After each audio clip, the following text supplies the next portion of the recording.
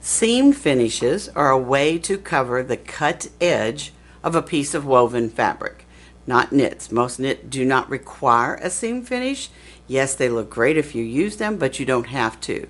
But when you work with woven fabric, you must finish that edge in some form because it's going to ravel away from you. So we're going to show you some common seam finishes that you can use. Now obviously if you have a serger, you can use the serger on the edge, but let me show you some of the common ways that we can do this. This first one is a Flatfeld seam.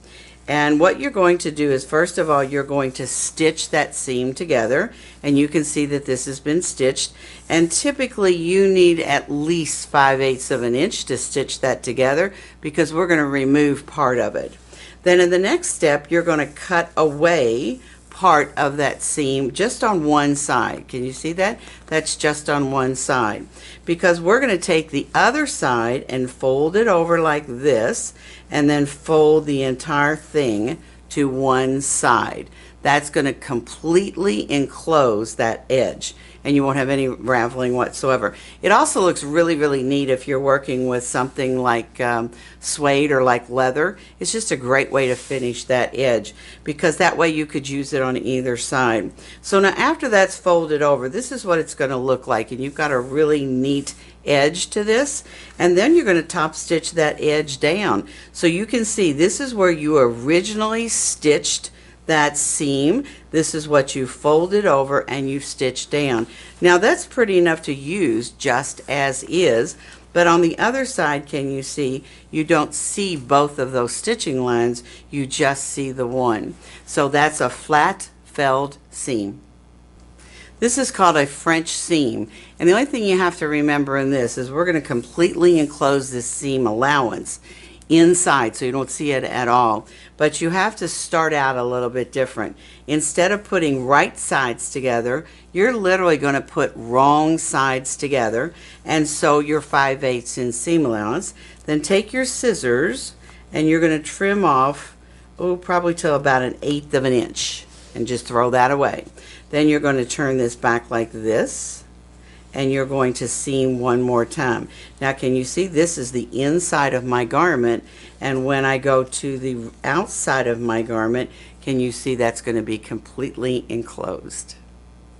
Here's another option. This is called a Hong Kong finish, and basically what you're doing is you're taking a bias strip and covering the edge of that seam, and so all the raw edge is caught into that.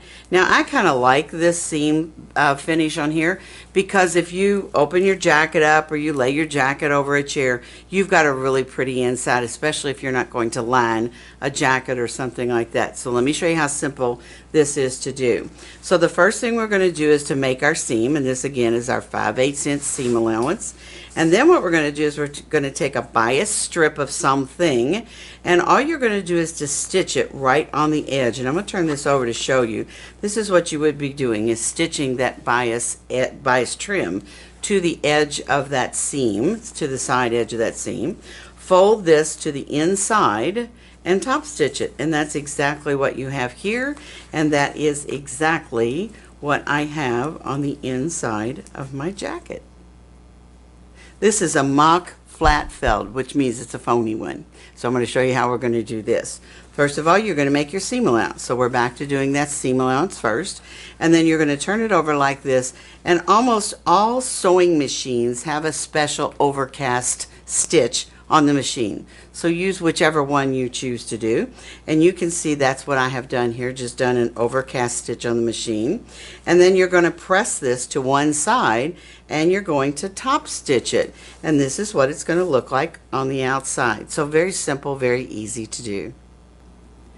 Pinking shears have been around forever and ever and ever, and Kai makes a beautiful pair of pinking shears. So if you're in the market for one, please go check out their website. Now all you have to do with pinked seams is to sew the seam together, and while it's laying together, just pink it and then press it open, and you have a great finish. With most fabrics, once you've pinked it, and you can see how beautifully these shears pink fabric, once you have pinked it, it's never going to fray, because this keeps it from fraying. So again, pinked seams. This is a serger overlock stitch. This is done on your serger. It could be a 3-thread stitch or a 4-thread stitch. You're just going to run this through your serger. It's going to finish off your edge and cut your edge all at the same time. If you do not own a serger or you're in the market for a serger, please go let someone demonstrate it to you. You'll be amazed at what it does. And you have a beautiful finish on the outside of your garment.